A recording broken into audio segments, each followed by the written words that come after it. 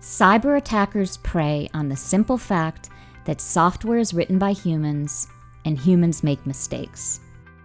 80% of network-based attacks are computer memory violations, and the majority of those are buffer overflow attacks that exploit one of the most prevalent software bugs, failing to check the size of input written to memory.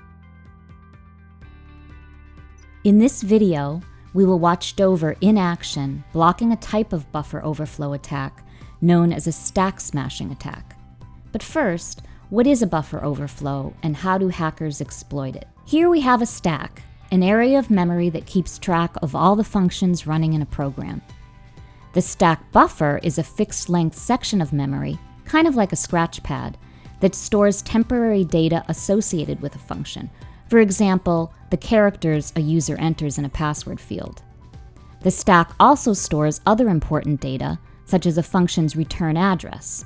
This is where a program goes when a function terminates, and it's the thing that tells the program what to do next.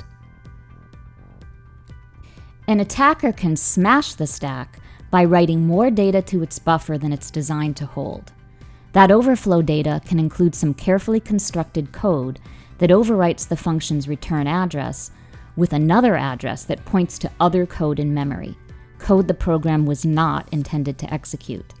C programs, for example, share a library in memory that's jam-packed with powerful system calls and other functions an attacker can use in malicious ways. A common technique is for the attacker to point to a system function that invokes a shell, and from there he can access private data like credit card and identity info, shut down servers, even become root, the superuser account with all privileges on the system. So that's the bad news. Now the good news. Dover can stop this type of attack in its tracks with no code changes and no impact on the user's experience. Let's watch. First, a stack smashing attack on a system that is not protected with Dover.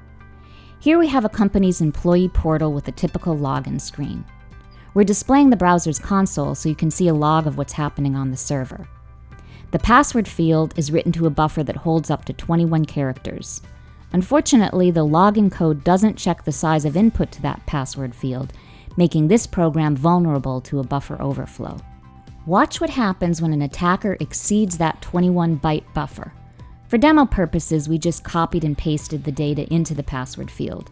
Attackers, of course, will use their favorite hacking tools to automate this step.